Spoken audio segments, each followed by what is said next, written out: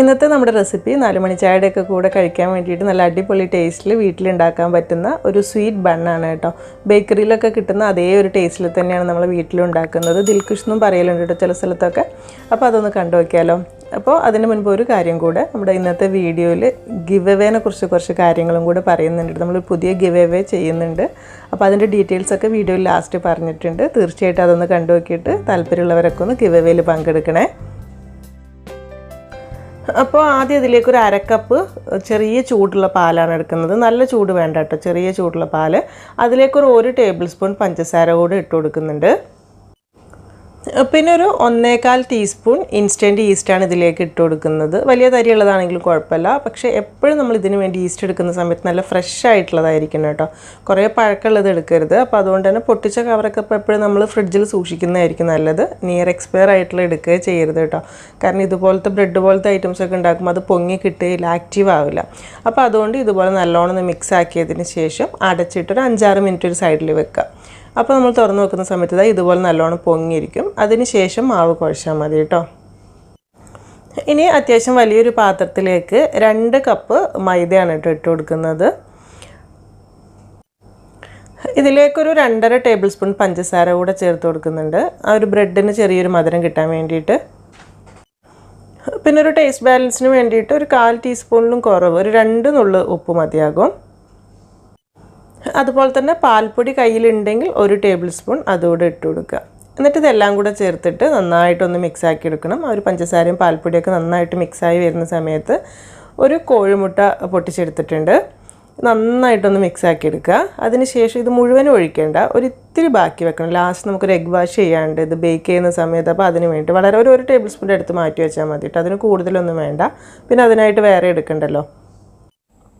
അതിൻ്റെ കൂടെ തന്നെ ഒരു 3 ടേബിൾ സ്പൂൺ സൺഫ്ലവർ ഓയിൽ കൂടെ ഒഴിച്ചു കൊടുക്കുന്നുണ്ട്. ഇതിന് പകരം ബട്ടർ ഉണ്ടെങ്കിൽ മെൽട്ടാക്കിയതിന് ശേഷം അത് ഒഴിച്ചു കൊടുത്താലും മതി കേട്ടോ. ഇനി നേരത്തെ പൊങ്ങി വരാൻ വേണ്ടി വെച്ചിട്ടുള്ള ഈസ്റ്റിൻ്റെ കൂട്ടുണ്ടല്ലോ, അത് നന്നായിട്ടൊന്ന് മിക്സ് ആക്കി എടുത്തതിന് ശേഷം ഇതിലേക്ക് ഒഴിച്ച് കുഴച്ചെടുക്കുക. അപ്പോൾ ഈ ഒരു പാലിൻ്റെ കൂട്ട് ഇതിലേക്ക് കറക്റ്റ് ആയിരിക്കും. അതായത് 2 കപ്പ് മൈദയിലേക്ക് ഈ ഒരു 1/2 കപ്പ് പാൽ കണക്ക് തന്നെയായിരിക്കും കേട്ടോ. സാധാരണ ചപ്പാത്തിക്ക് കുഴക്കുന്നതിനൊക്കെ കുറച്ചുകൂടെ ലൂസായിട്ടാണ് വേണ്ടത്. പിന്നെ ചില മൈദയ്ക്കൊക്കെ വ്യത്യാസം ഉണ്ടെങ്കിൽ 1-2 ടേബിൾ സ്പൂൺ അങ്ങോട്ടും ഇങ്ങോട്ടും ഉണ്ടാവുള്ളൂ. എന്നാലും ഈ ഒരു രീതിയിൽ ഒരു 1-2 മിനിറ്റ് നന്നായിട്ടൊന്ന് നല്ലോണം പ്രസ് ചെയ്ത് കുഴച്ചെടുക്കണം. നല്ല സോഫ്റ്റ് ആയിക്കോട്ടെ. എന്നിട്ട് ലാസ്റ്റ് ഇതിൻ്റെ മേലേക്ക് ഒരു 2 തുള്ളി ഓയിൽ ഒഴിച്ചു കൊടുത്തിട്ട് അതുപോലെ തന്നെ ആ ഒരു പാത്രത്തിലും കുറച്ചൊരു ഓയിലൊന്ന് ആക്കി കൊടുക്കണം. പൊങ്ങി വരുന്ന സമയത്ത് കൂടുതൽ ഒട്ടിപ്പിടിക്കാതിരിക്കാൻ വേണ്ടിയിട്ട്.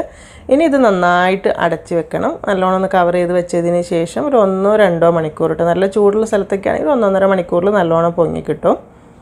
അപ്പോൾ ഇതൊന്ന് റെസ്റ്റ് ചെയ്യാൻ വേണ്ടിയിട്ട് മാറ്റി വെക്കാം. ഇനി ഇതിലേക്കുള്ള ഫില്ലിങ്സ് റെഡിയാക്കാനായിട്ടൊരു 1.5 കപ്പ് അളവിൽ തേങ്ങ ചിരവി എടുത്തിട്ടുണ്ട് കേട്ടോ. ഫ്രഷ് ആയിട്ടുള്ള തേങ്ങ, അത്യാവശ്യം നല്ല ഉള്ളിൽ ഫില്ലിങ്സിന് വേണ്ടിയിട്ടാണ് 1.5 കപ്പ് എടുത്തിട്ടുള്ളത്. ഇതിലേക്ക് നമുക്ക് ഇഷ്ടമുള്ള കളറിലുള്ള ട്യൂട്ടി ഫ്രൂട്ടി ഇട്ട് കൊടുക്കുക. ഒരു 4-5 ടേബിൾ സ്പൂണൊക്കെ മതിയാകും. പിന്നെ ഒരു 2 ടേബിൾ സ്പൂൺ ചെറി വളരെ ചെറുതായി മുറിച്ചത് ഇട്ട് കൊടുക്കുന്നുണ്ട്. അതിൻ്റെ കൂടെ തന്നെ കാഷ്യൂ ഇടയ്ക്ക് കടിക്കാൻ ഇഷ്ടമാണെങ്കിൽ മാത്രം 1-2 ടേബിൾ സ്പൂൺ അതോടെ ഇട്ട് കൊടുക്കുക.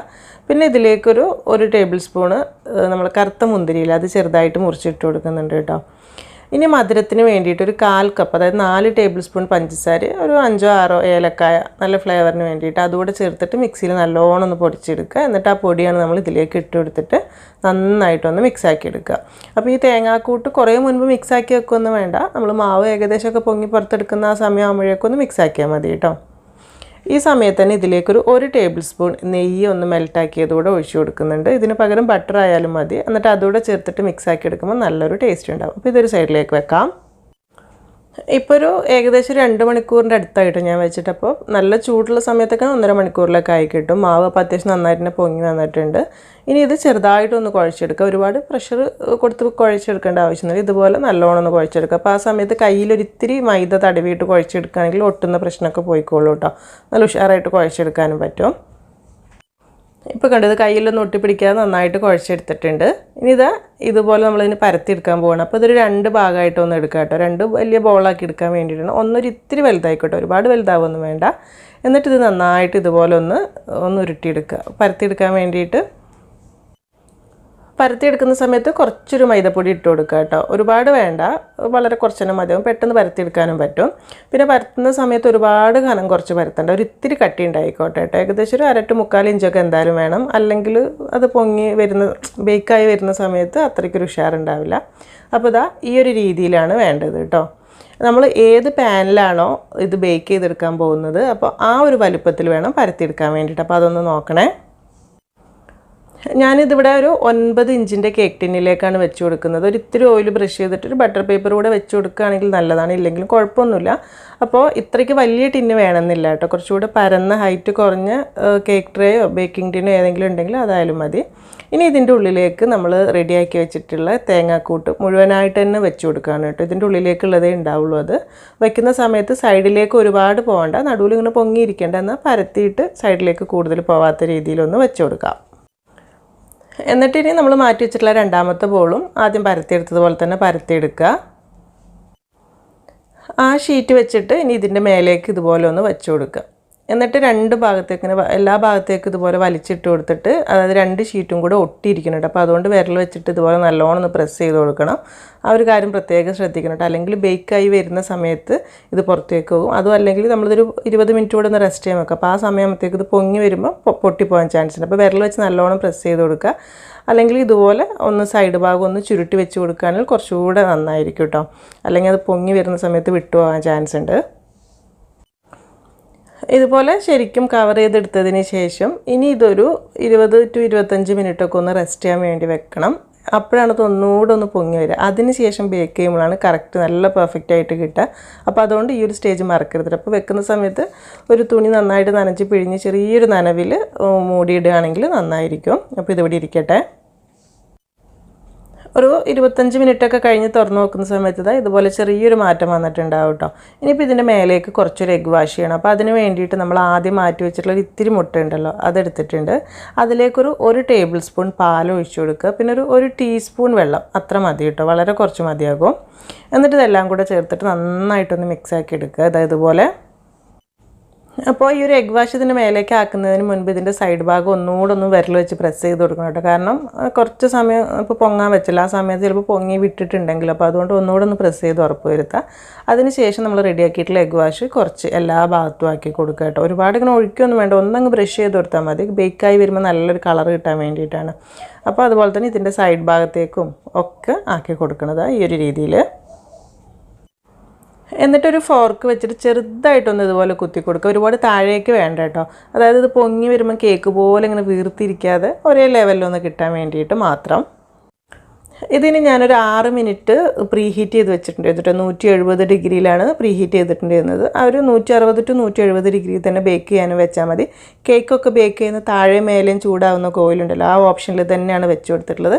എന്നിട്ടൊരു 20 to 25 മിനിറ്റ് കേട്ടോ. ഒരു 20 മിനിറ്റൊക്കെ ആകുമ്പോൾ തന്നെ നമുക്ക് നോക്കാം. ഇതിന് പകരം നമ്മൾ സാധാരണ കേക്ക് ബേക്ക് ചെയ്യുന്നില്ലേ, ആ ഒരു രീതിയിലും ചെയ്യാം കേട്ടോ.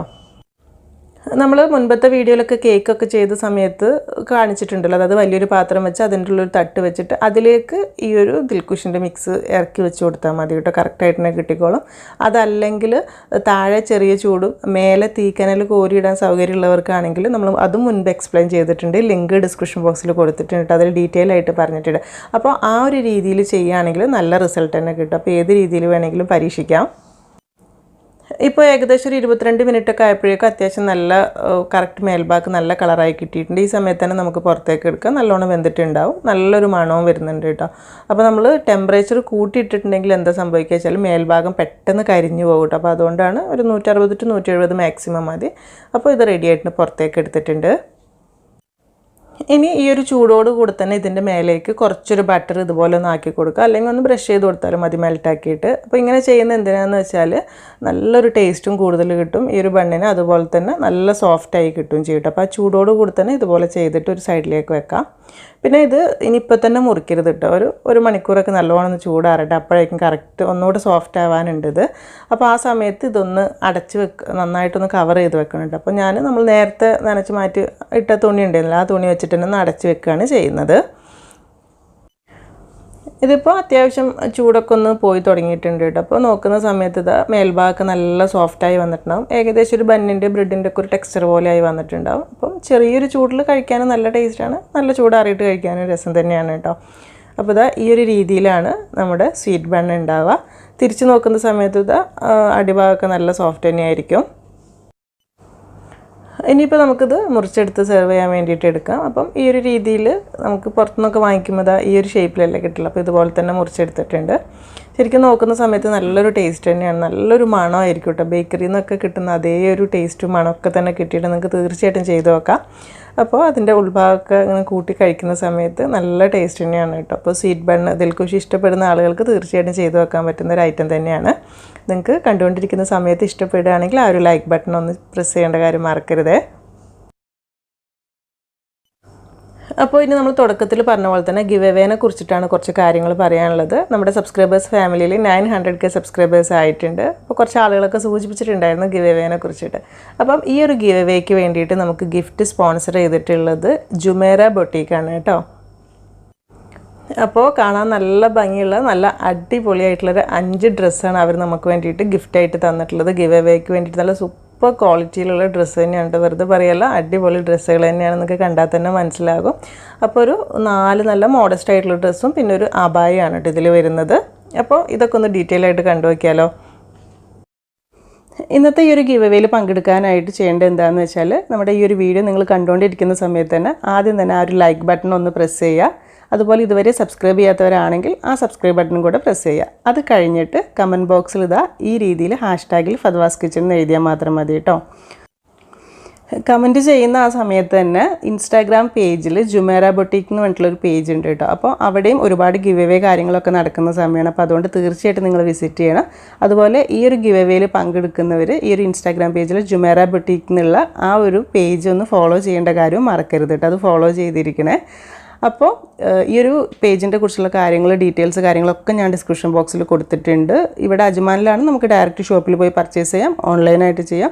അതുപോലെ തന്നെ നാട്ടിലാണെങ്കിലും നമുക്ക് ഓൺലൈനായിട്ടുണ്ട്, മലപ്പുറത്തൊരു ഷോപ്പുണ്ട്. അപ്പോൾ നമ്മുടെ ഇന്നത്തെ ഗിവ് അവേക്ക് വേണ്ടിയിട്ടുള്ള ഗിഫ്റ്റൊക്കെ ഒന്ന് ഡീറ്റെയിൽ ആയിട്ട് പരിചയപ്പെടാം. ഇതുപോലത്തെ 4 മോഡസ്റ്റ് ഡ്രസ്സ് ഞാൻ തുടക്കത്തിൽ പറഞ്ഞല്ലോ, നല്ല അടിപൊളിയായിട്ടുള്ള ഡ്രസ്സസാണ്. അതിൻ്റെ കൂടെ തന്നെ ഒരു അബായം കൂടിയാണ് കേട്ടോ വരുന്നത്. ഇതാ ഈ ഒരു രീതിയിലുള്ളതാണ്. അപ്പോൾ ഇതുപോലത്തെ അടിപൊളിയായിട്ടുള്ള ഡ്രസ്സസൊക്കെ നിങ്ങൾ ഓൺലൈനൊക്കെ ആയിട്ട് പർച്ചേസ് ചെയ്യുന്നുണ്ടെങ്കിൽ തീർച്ചയായിട്ടും ഈ ഒരു നമ്പറിൽ, അതായത് ഞാൻ ഡിസ്ക്രിപ്ഷൻ ബോക്സിൽ കോൺടാക്ട് നമ്പർ കൊടുത്തിട്ടുണ്ട്, അതിൽ കോൺടാക്ട് ചെയ്യാം. അപ്പോൾ ആ സമയത്ത് ഇവിടെ ഞാനൊരു കൂപ്പൺ എഴുതി കാണിക്കുന്നുണ്ട് കേട്ടോ, ഫദ്വാസ് എന്ന് പറഞ്ഞിട്ടുള്ള. അപ്പം ഇത് വെച്ചിട്ട് നിങ്ങൾ പർച്ചേസ് ചെയ്യുകയാണെങ്കിൽ ക്യാഷ് ബാക്ക് ഒക്കെ വരുന്നുണ്ട്. അപ്പോൾ അതുകൂടെ ഒക്കെ ഒന്ന് നോക്കിയിട്ട് ചെയ്യാം. അപ്പോൾ നിങ്ങൾക്ക് ഇന്നത്തെ ഈ ഒരു വീഡിയോ ഇഷ്ടമായെന്ന് വിചാരിക്കുന്നു. താല്പര്യമുള്ളവരൊക്കെ ഗിവ് അവേയിൽ പങ്കെടുക്കുക. നമ്മുടെ അടുത്ത വീഡിയോയിൽ വിന്നറിനെ അനൗൺസ് ചെയ്യുന്നതായിരിക്കും കേട്ടോ. അപ്പോൾ ഇനി എന്നത്തെയും പോലെ തന്നെ നല്ല റെസിപ്പീസായിട്ട് നമുക്ക് പുതിയ വീഡിയോയിൽ കാണാം. താങ്ക്